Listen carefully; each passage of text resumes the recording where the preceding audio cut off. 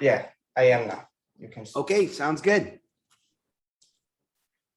So, would you mind introducing yourself first? Yeah, I'd be happy to. So my name is Marc Victor.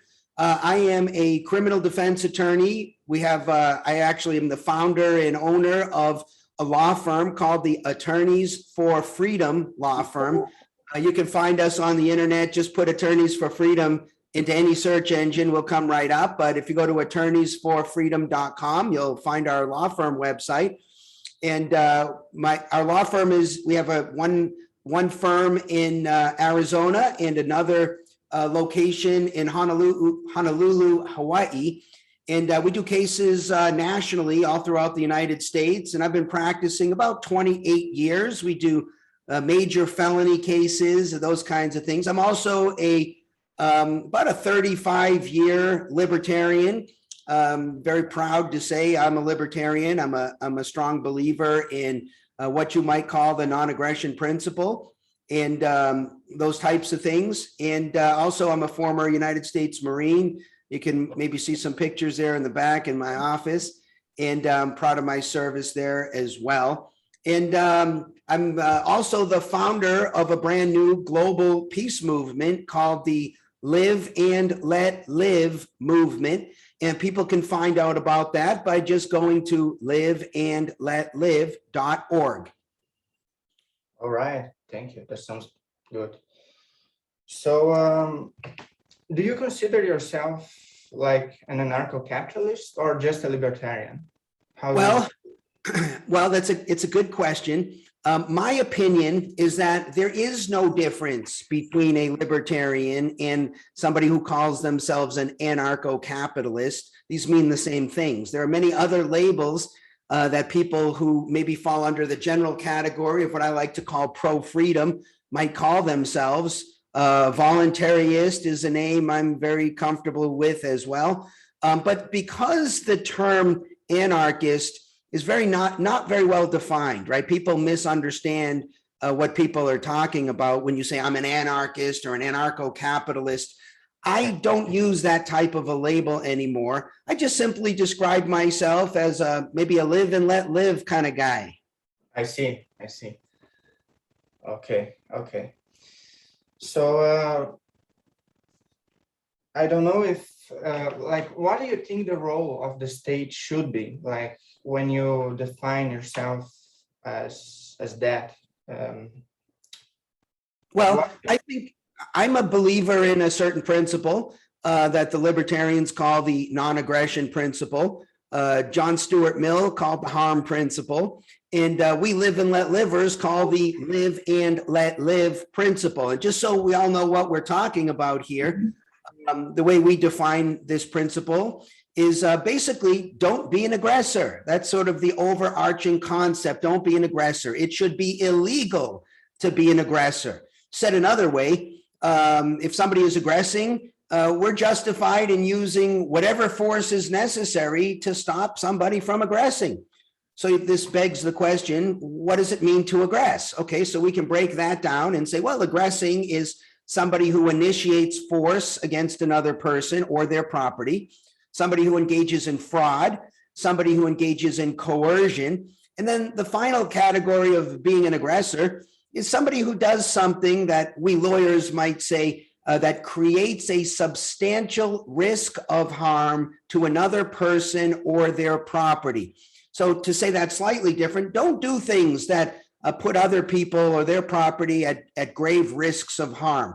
So if you do that, well, then you're violating the principle. If you don't do that, well, then we in the Live and Let Live movement and also the libertarians say that you should be acting legally. Doesn't mean that you're acting morally or that we agree with what you're doing. I may try to talk you out of doing something that doesn't violate the principle. But at the end of the day, if you're a competent adult, then you're in charge of your body, your property, your money, and your time. So let me say it like this. I think this rule should apply to every single person on the entire planet. I think it should still apply to them, even if they form groups, even small groups. If me and you form a group, we don't get to violate that rule. I think it should apply to big groups like organizations or corporations. I don't think corporations should get to violate that rule. And I think it should also apply to the biggest group of all, which is governments. So I don't care what somebody feels about government, as long as they agree that the government shouldn't, like everybody else, get to violate that rule. Then I don't care how you define government or the state, whether you like it big or small or whatever you want it to do. I don't care, so long as they don't violate the rule. So we answer in the Live and Let Live movement this kind of question very simply. The role of the state, if there's a role for the state, it's the same role. There are agents. It's the same role as anybody else has. They're entitled to do what we're entitled to do. After all, we're the ones who create the state, so we delegate rights to the state. So that means they can stop people from violating the principle. They can prevent people from violating the principle. They can determine when people have violated the principle. This doesn't have to be the state or the government. This could be a private court as well. As long as it's done fairly and reasonably is all I care about. And then they can punish people for violating the principle. So we need other concepts here, right? There are concepts of what we call due process. And if you're going to have a state, we don't want the state to get out of control and start doing things that are beyond the principle that we talked about. So I like things like separation of power and due process and checks and balances, because we should be skeptical of states and governments. After all, we can blame them for killing more people in the last century than anything else, right? They start wars and they kill people. So I'm not pro-state. I'm not anti-state. I don't really care as long as the state doesn't violate that rule. That's about all I have to say about the state. I don't care. Okay, I see. And but do you believe it's possible for a state to not violate, for example, the rights of property and natural law, life, liberty, property? Do you believe it's possible for a state defined as a monopoly of justice and defense? Do you believe it's possible for that? Well, I like the question, and I think that this is a function of how you define the state, right? How you define the government and how you define the state. These are terms that need definition. Is it possible? Could I conceive of could we get together and form an association that enforces these types of rights that doesn't violate the principle? I can conceive of such a thing, no problem. It just all depends how you define it. If you define the state as an organization that always violates the rule, well, then no. But if you define the state as a group that people come together for the purpose of protecting others from people who would violate the rule and in redressing that when people actually violate the rule, then sure, I could envision such a thing. Now, taxes, of course, which most states, or all states, I would say right now, are very fond of.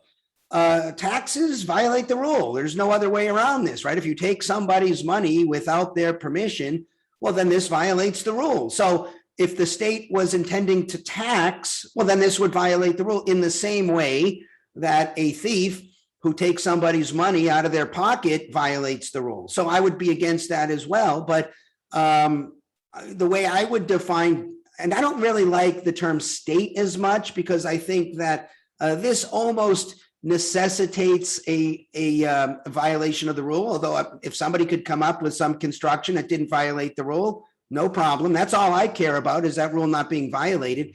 But we do need a form of government, right? We need to have some mechanism to determine how to implement the rule, to figure out whether somebody has violated the rule. It's easy to go very quickly over the categories that I did, but the truth is we lawyers argue about all of these definitions. What exactly is force? What exactly is fraud? What exactly is coercion? What exactly is a substantial risk of harm? What should the punishment be if somebody violates the rule? These questions all need to be worked out. I don't think there's a exact right answer. In fact, in the United States, we have different definitions, state by state, of virtually all these terms. Even laws against murder, it's not just as simple as killing, don't kill somebody. It's much more complex than that. And different states have different ways to define the crime of murder. That's okay. We don't have to have a one size fits all definition. As long as we have a reasonable interpretation of that rule, doesn't have to be my interpretation or your interpretation. And different communities might have different interpretations of many things about this rule. All of that's fine. I think the best we can do here in this space is to advocate for a reasonable interpretation of that rule. And what we would like to see in the Live and Let Live movement, and what we're working towards and trying to achieve, is a reasonable interpretation of that rule applied everywhere in the world. That's what our goal is. And and I know if we could get that done, we would dramatically improve the standard of living for all humans on earth, with the exception of the thugs, the people who are maybe stealing right now and living good lives off of violating that rule. But even those people could do very well if they applied themselves and wanted to work hard and trade fairly with other people. So that's the kind of world that we envision, at least on the legal side of things. And so everything that I've said thus far is entirely consistent with the libertarian position, right? You haven't heard me say anything that violates the libertarian position, have you? No, I haven't. So yeah, I understand it. So my next question to you, I think I wanted to talk to you about natural law a lot, because I think natural law is really the foundation of the argument for libertarianism. Like we have natural rights prior to the existence of a state, and those should be considered before positive law. You know what I mean? And I don't think most people today know about it or even consider it. So I guess my question to you is, what is your conception of natural law? And do you follow like a more religious approach? For example, the tradition by Saint Thomas Aquinas, which is a big scholar about natural law, or a more secular approach, for example, like in Murray Rothbard or Hans Hoppe, So that's my question. Yeah, well, it's a good question. And I think this is one of the problems in the libertarian movement. And one of the reasons why the libertarian movement is not the dominant movement in the world. And one of the reasons why the Live and Let Live movement will ultimately be more successful, in my opinion, than the libertarian movement. Because we in the Live and Let Live movement, we don't care why you adopt the principle. Some people adopt the principle based on natural law arguments. As you know, Thomas Aquinas bases this on a religious view. God exists. God has certain thoughts about the world and edicts about the world. And this sort of blossoms into a natural law position, which one can then reach the non-aggression principle or the Live and Let Live principle. As you said, there are also secular ways to get there, but there are many other ways to get there as well. People get to the principle from social contract principles. People get to the principle from economics. People get to the principle from Ayn Rand's objectivism. People get to the principle just because they sort of feel that, this makes sense. I don't know why we have to do so much work to get to the conclusion that it should be illegal to aggress against another person. This seems obvious. The argument that I like the best on this point is, duh. Is it that confusing? It should be obvious. If this is not obvious to you, then I'm interested in exploring that position. Why do you think it should be okay to aggress against another person? So we in the Live and Let Live movement explicitly say, we don't care how you get to the principle. We don't take any position on the best way to get to the principle, because there are many ways one can get to the principle. Why should we argue and fight and disagree and have bad feelings and ruffled feathers over something that doesn't matter, which is how you get to the principle? Because the reality is most people get to the principle. If you sit down and you said to a person, do you think it should be illegal to aggress against another person? Do you think we should outlaw initiations of force and fraud and coercion and putting other people at grave risks of harm? Most people will say, of course, I agree with that. Why they agree with that is not, we don't need to resolve that question. So, well, I recognize a lot of people come to the principle from natural law. I don't really care because we got enough people right now who come to that principle. So we shouldn't spend any time arguing over how they get there. This is a philosophical argument, which is fine to have over a cup of coffee or something like that. But if you're wanting to bring a political movement that actually makes progress in the world, we don't need to resolve that question. In fact, I'll go further and say there are many other questions we do not need to resolve, nor should we be discussing. Like, for example, and this one might surprise you and your listeners, we don't have to argue about what's better, capitalism or socialism. Officially, I take no position on that. Both of those can be consistent with the principle, and both of those could be in violation of the principle. Let me give you an example. We'll talk about capitalism for a moment.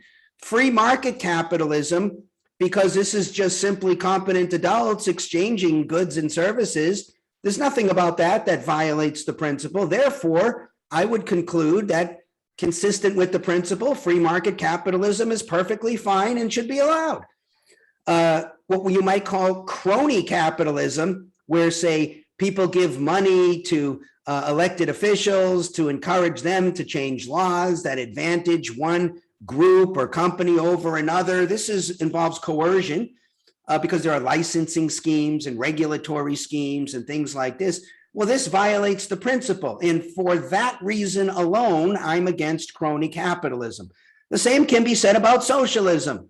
If competent adults want to pool their resources together and put it in a common sort of bucket, if you will, or account, and then pay bills that they communally decide should be paid, there's nothing that violates the principle there. So what I would call voluntary socialism is perfectly consistent with both libertarianism and live and let live-ism, if you will.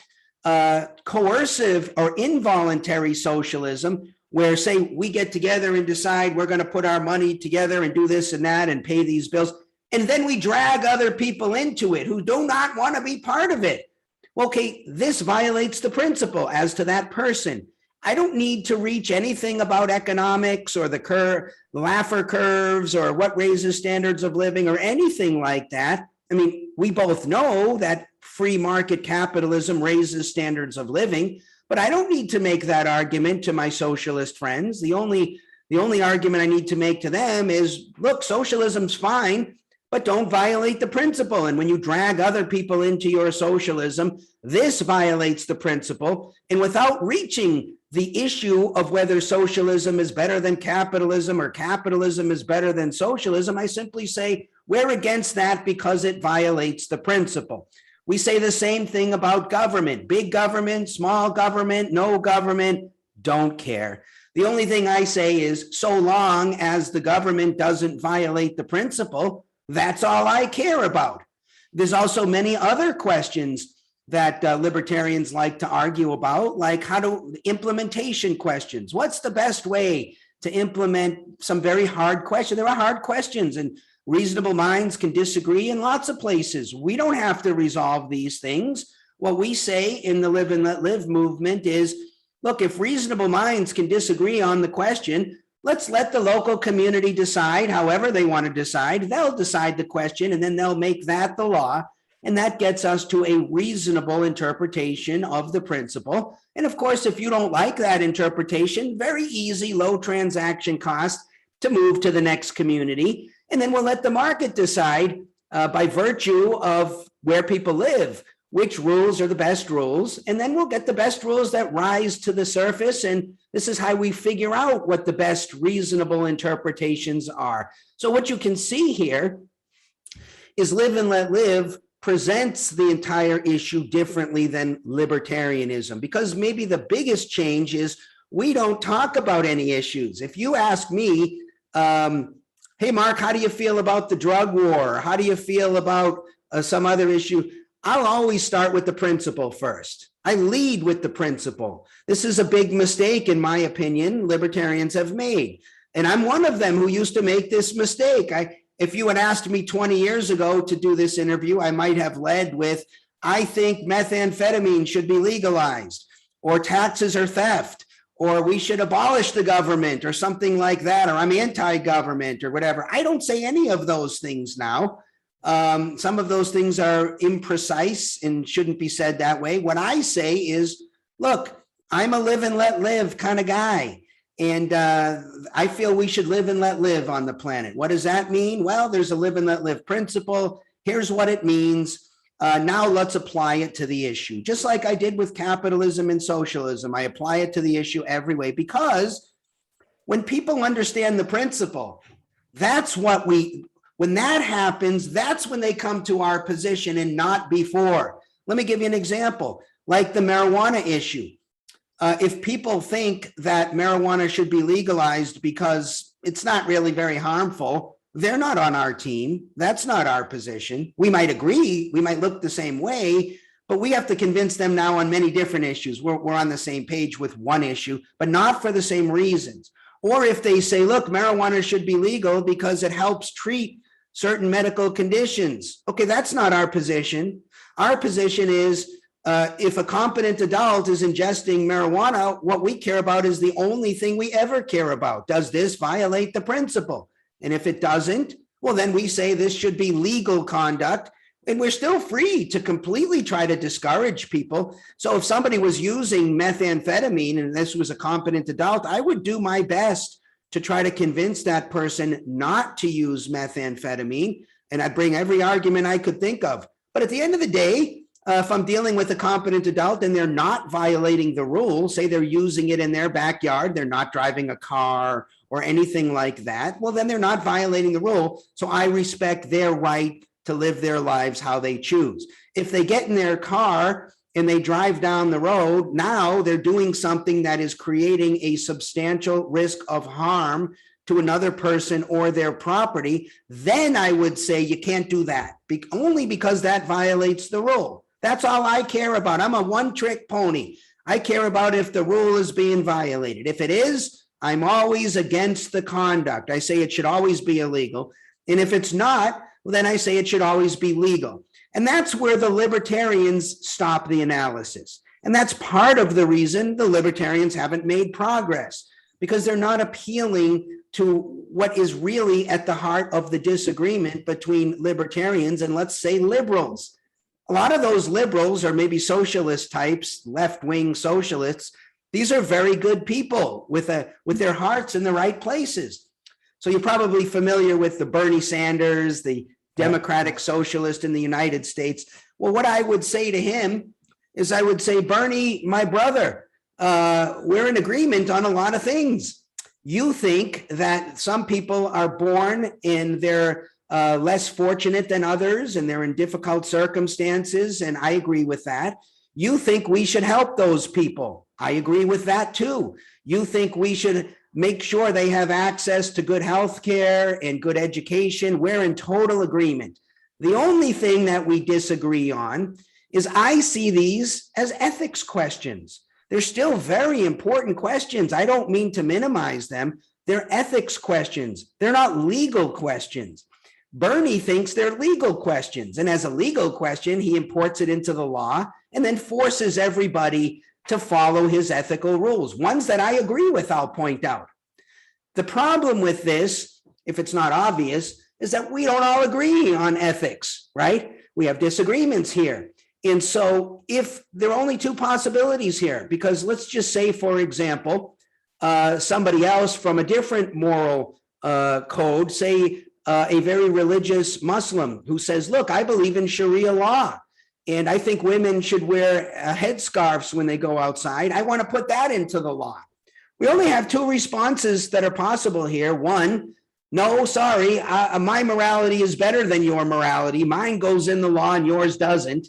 This is going to bring this kind of a situation, right? We're going to always be in an endless struggle with each other to see who is going to get to import their moral views into the law. Bernie Sanders says he believes we should help those less fortunate here in the United States. I agree with that, but I might have other priorities. I send my money to Africa. I like to help people there. But he's decided that his morality should trump and should be in the law. So I don't like that approach. The other approach is we say to the Muslim, look, maybe this is a very nice moral view. We don't pass judgment on that, at least not in this space. But what we've agreed to is for the sake of a free world and to achieve peace, we all pull our morality out of the law. None of us gets to put our morality into the law. The only thing that goes into the law is what you might call the least common denominator of morality, the principle. Don't be an aggressor. That goes into the law. All reasonable people agree with that. It's the definition of being reasonable. If you don't agree with that, that means you're in favor of force and not conversation and reason. So by definition, reasonable people agree with us on this point. But we need to say something about ethics if we're going to have a peaceful world. And libertarians don't say anything about ethics, at least not as libertarians. Live and let livers say things about ethics. We have something we call the aspirational values. Yeah, values. We talk about values in the live and let live movement. The first point about this is anything I say in this space, we would oppose importing into the law. Okay, so these are ethics questions. They're different than legal questions. And so in the ethics world, we're encouraging and promoting that people be open-minded and tolerant of other people and engage in voluntary kindness and civility towards other people. We should be able to disagree in an agreeable way. We should be building high levels of trust with other human beings. We should be committed to the truth, whatever the truth is, whatever the facts are, wherever the evidence sends us, and rational inferences from that and reasonable thinking. We should be committed to these concepts. And also, the reason we're doing this is because we care about optimizing human happiness and decreasing human suffering. Yeah, I said it, and I'm proud to say it. We need to be saying these kinds of things if we're ever going to get our friends on the left to share the moral ground with us. We need to say to them, look, we agree with you on these important issues. We just treat them as ethical questions because we don't want to have an endless fight with everybody else about whose ethics go into the law, because it isn't right to impose your morality on other people. So that's how live and let live is different than libertarianism. And this would make sense if you think about libertarianism as a freedom movement and you think about live and let live as a peace movement, because freedom and peace are not the same things. Freedom can be achieved and would be achieved if we simply calibrated our laws around the principle we talked about, right? If I don't hit you over the head and you don't hit me over the head and you're in charge of your body, property, money, and time, and I'm in charge of mine, we've achieved freedom, but we haven't necessarily achieved peace, right? I mean, we could be neighbors and I could come out of my house every morning and say bad things to you. I hope you have a rotten day and this and that. And you could say horrible things to me. We could even give each other the finger and swear at each other. As long as we don't trespass, we're not violating the rule. And we should be allowed to be, if you will, jerks, as long as we don't violate the rule. And the law should protect your right to be a non-aggressive kind of a jerk. That's fine. But that doesn't get us to peace. We're more ambitious in the Live and Let Live project. We're pushing peace, which is going to require something in addition to freedom, what we talk about as the aspirational values. And we also aren't looking to a free society. We're looking to a free world and a peaceful world, because that's our community now, whether we like it or not. It's a small planet. And we travel globally and we trade globally and there are threats globally. Look what just happened with Corona, right? You're in Brazil and I'm in the United States, and somebody in China did something that affected both of our lives. Okay, they did it, someone over there, I don't know exactly what happened, whether it was a wet market or it was some experiment or testing or that got out of a lab, but somebody did something. They created a substantial risk of harm, and it affected you in Brazil and me in Arizona. So we need to have a global community now so we can deal with these types of global threats, because as you know, we're living during a time where technology is rapidly accelerating and changing everything about it. It doesn't overstate the case to say it's going to change what it means to be human. And we need to address this. We need to agree on some fundamental rules that we call the principle, the live and let live principle. If we could get that as the predominant rule around the world, man, we could do some great things here. And we have to do this because we're facing some real threats. Smaller and smaller numbers of people can engage in greater and greater harms around the world. And we got to get a handle on this. We need to be able to call the people in China and say, hey, we think there might be a substantial threat going on over there. Let's address it and deal with it. They don't have any right to put other people at a substantial risk of harm. We got to get there soon. So failing on this mission to move towards a global peace is not an option. We have to succeed. Yeah, I agree completely. So it seems to me like the live and let live movement is, for me at least, sort of like what should be the main libertarian argument, which is the ethical argument and not the practical one, right? Like we know through the study of Austrian economics that in a free market society, everything would work better, you know, but at the end of the day, that doesn't really matter much because ethics comes first, right? In hierarchy, ethics should come first. Practical issues, you know, and I think this is not something that many people realize, because when I say like, oh, well, like, I think everything should be privatized and stuff like this. And when I say this to people, the main concern they have is practical concerns, you know, how things would work. They always say, oh, no, but everyone would just kill each other. And without the state, there would be wars and society would go into chaos and stuff. And then I try to convince them exactly like this through the ethical argument, you know. And that's what I think the best way to convince people is through ethics. And so I agree with you on that one. Yeah, I think how we present what it is we're saying is very important. And I think, again, this is something that could be improved on. I think, look, people have every right to live their lives however they want.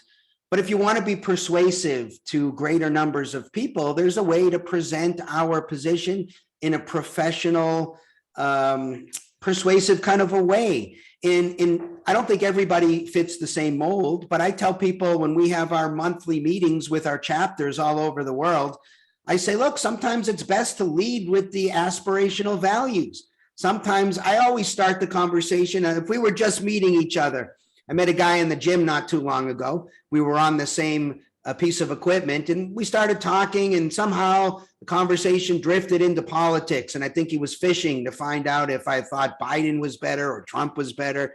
And I just said, look, man, I'm a live and let live kind of guy. Now, this has always met the same way. Oh, I have yet to find any different reaction than, yeah, me too. I love live and let live. And then I'll spend a few minutes on this. Yes, if we could all just live and let live, don't you think the world would be better? Of course the world would be better, blah, blah, blah. So we get all pumped up about that. And then I say, what do you think it means to live and let live? How do we define that? How do we offload that? And then they'll usually say, we'll start get a conversation. And then I'll say something like, either I'll go down the legal road where I'll say, well, people shouldn't get to aggress against other people. Don't you agree with that? If you're hitting somebody over the head, you're not living live and let live, are you? And they'll always say no. And I can go down that road. Or I can say, look, we need to treat each other better. Don't you think we should have values like being open-minded? Can't we be open-minded towards each other or tolerant? We live differently. We eat different foods. And by the way, there's a very big post-racial type of an aspect to our movement. I say openly and proudly, I don't care what color skin you have. I don't care where you were born or what language you speak or foods you eat or how you live your life. Don't care. What I care about, in fact, I like these things. I think it would be fun. I like to learn from people who are in different parts of the world and eat different foods and have different customs and songs and all that. We should celebrate this stuff.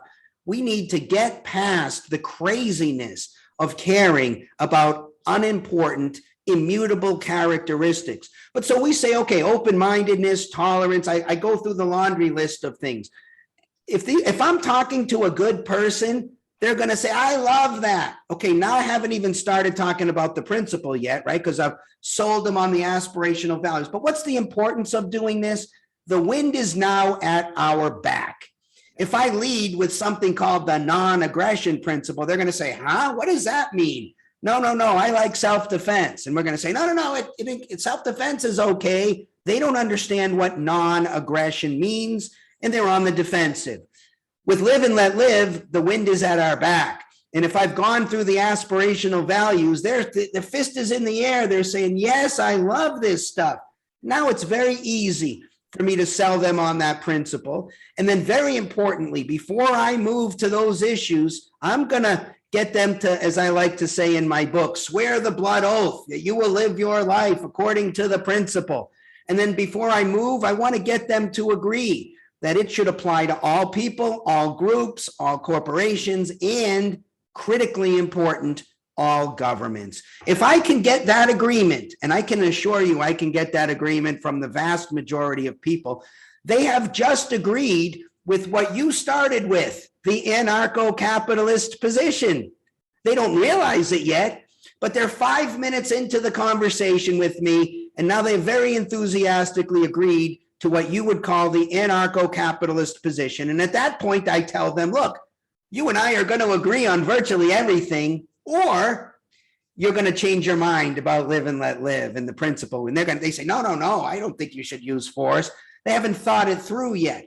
But if you don't lay that groundwork before you start talking about legalization of methamphetamine, you're going to lose them right away. And we libertarians have done an awful job explaining an absolutely elegant, a fantastic principle that we have that I believe the vast majority of people on the planet Earth would love if they simply knew what it was we were talking about. But because we do such a bad job presenting it, they have no idea. So the only thing standing between us and what we want, which is a world that is blooming with peace and freedom and higher standards of living for people and increasing happiness and decreasing suffering, is our ability to deliver that message in a way people can understand to enough people. That's all. And we've got the best opportunity we've ever had in our lifetimes. People are upset all over the planet right now. People aren't happy with how their governments have done things for the most part. People in the United States, the Republicans are cranky, the Democrats are cranky. It's a great time to bring something new and say, hey, let's try something new. How about live and let live for a change? How about we talk about being civilized with each other and lead with those values a little? And so for people listening to this who are interested in not just sitting on the sidelines, but getting involved, this movement is not yet kicked off. We're kicking this thing off. And by the way, I want to just say, this is a very serious effort. This isn't something we're doing part-time. There are very committed people all over the world. We have at least 10 countries in Africa right now. We have many, many different countries in Europe. We have Australia And we just started a chapter in South America, in Colombia. And so this is growing. We intend to kick it off in March of 2023. So I'm encouraging people listening to this who are saying, yes, I love this. Go to liveandletlive.org, shoot me an email, at least join the movement at a bare minimum. Put your name and email in there and be part of this movement so we can stand up and say millions of people agree with us so we can get attention, right, on what we're saying. But I would encourage people now, if you're a good communicator and you think you can present this in a nice professional way, start a chapter. We don't have a chapter in Brazil, so I'm going to lean on you a little bit and say, hey, start a chapter over there. This is not a big commitment. All we need is you sign a form that says, I want to start a chapter. We talk a little bit about how we present things in Live and Let Live. So we're not arguing about things that divide people, but we're presenting it just like I've presented it. And then commit to a once a month meeting. No big deal. It can be virtual. We'll appear. We have lots of people in the movement who'd be happy to run it for you. Put some people together once a month. Let's have a meeting. And then also the only other thing we ask of the chapter leaders is come to our monthly meeting, meet the other chapter leaders around the world. This has turned into a wonderful, even social experience. I got friends in many different countries now, every one of them committed to the global peace movement, Live and Let Live. We blast off with the shaka at the end. We say peace and everybody's blasting this Hawaiian shaka. And it's a wonderful, inspiring, exciting kind of a movement. So yeah, we need chapters all over the world. We're planning a big kickoff on a conference, which might look more like a workshop actually, to make sure we're all on the same page. And we're also planning to kick off what you might call sort of an informal global political party. So people would run for office as a Live and Let Live, whatever the party is in Brazil. That's whatever party you want to run. I don't care. You're a Live and Let Live, whatever. And that way, when the world takes note and says, hey, there are people in Brazil running as Live and Let Live candidates, and in the United States and in France and in Australia, what is this Live and Let Live thing? That's when we're going to win the day, because now they'll come to the website, and we're working very hard. We're going to have a world-class website that explains this in the simplest, easy to understand, yet non-compromising on that principle. There is nothing that I say or that is in the Live and Let Live movement that the most hardcore anarcho-capitalist could disagree with, period. Yeah. It's very pure in terms of our philosophy, but it's presented in a very different, more palatable, more friendly, welcoming, inclusive kind of a way. And when you add the aspirational values to what we're saying, it puts the finishing touches on the proper movement, in my opinion, to get to peace. Great. That sounds great. So I don't want to take much more of your time. So can I ask you one last question, and then sure. Okay. Whatever you like. So by the way, I am a law student here in Brazil. So good. Excellent. I would just like to ask you something related to this, which is, what is your advice for libertarian law students like me for dealing with a system that is so closely tied to the state, which is the justice system, the law, which is nowadays, unfortunately, very tied to the state and bureaucracy, especially here in Brazil. I mean, there's so much bureaucracy involved, and it makes things really, I guess, difficult for some people that value liberty and natural rights. And so I guess, what is your advice for people like me who are, well, first off, I'm very pro law school, and I'm generally very pro lawyer, because the libertarian movement is all about changing the law. That's what it's about. The Live and Let Live movement is about that, plus aspirational values. But we got to get the law changed. This is absolutely critical. So we want lawyers in this movement. And what I would do is focus on the principle. I don't know what area of law you're going to go into, but if it's criminal, what does that look like? Look, most of the crimes in the criminal justice system, all of the victim crimes violate the principle. Murder, rape, robbery, burglary, theft, assault, these all violate the principle. So we should take the position, these are proper crimes. I don't care who's enforcing them. It's irrelevant to me who's enforcing them. You have every right to enforce this yourself. Your neighbor can enforce this. The local sheriff can enforce it. The government police can enforce it. Global police could enforce it. Aliens could enforce it. Don't care. As long as it's being reasonably and fairly enforced is what I care about. So I would always make my arguments around the principle. So what does this look like in the justice system, the criminal justice system? Victimless crimes should be out. We should get rid of those. Why? Because they don't violate the principle. So crimes against prostitution, all drug crimes, whether they're manufacture, whether they're sales, whether they're transportation, whether they're use, they don't violate the principle. Now, unless, of course, you're selling to a minor, that's different, right? Because minors are in a different category than our competent adults. Everything I'm talking about is a competent adult. But if that principle is not violated, as a lawyer, you should stand up and say, Judge, this shouldn't even be a crime. I say it in court all the time.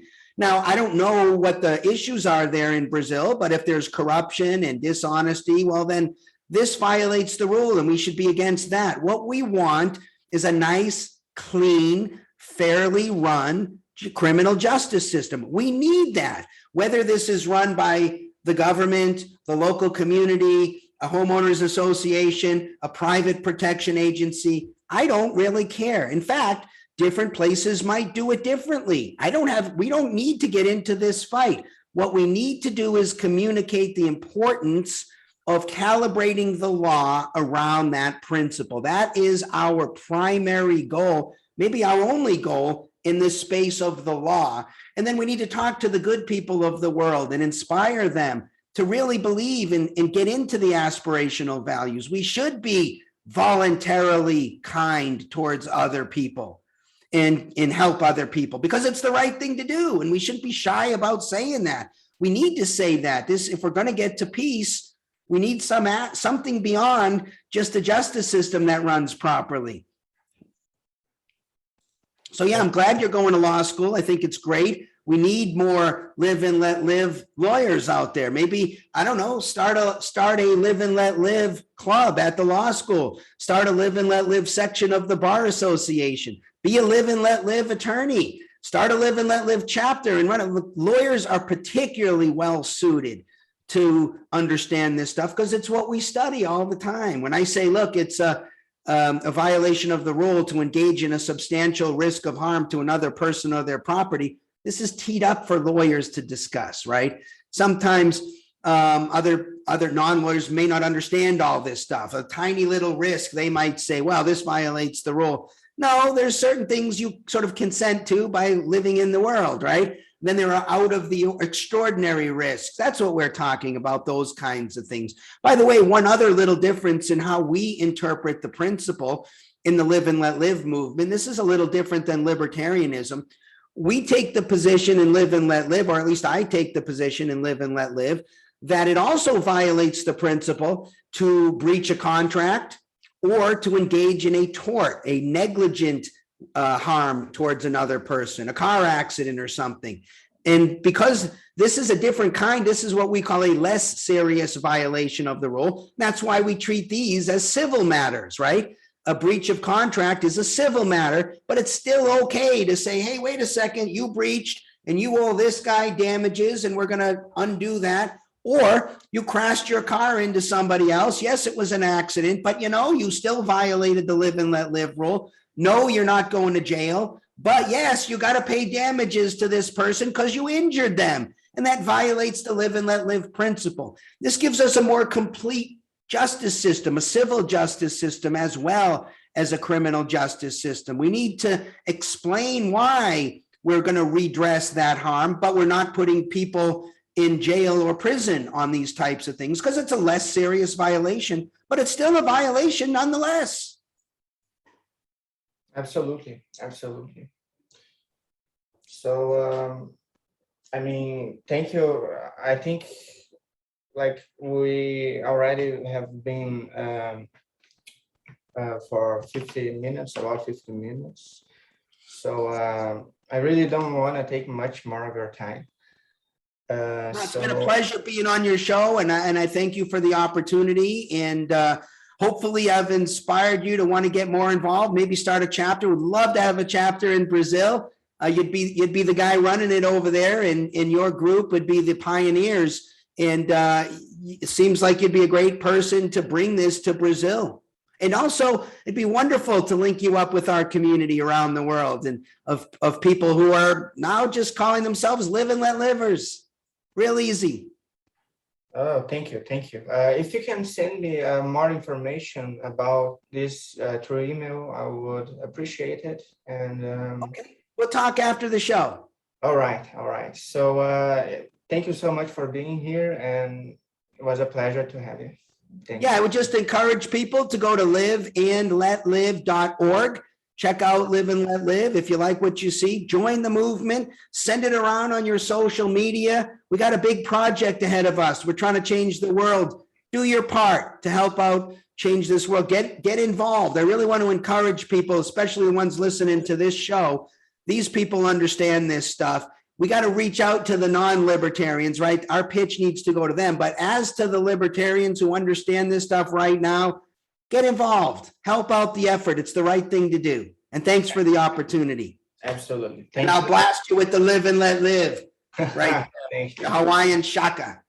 All right. Thank you. Bye. Bye-bye. Okay, brother.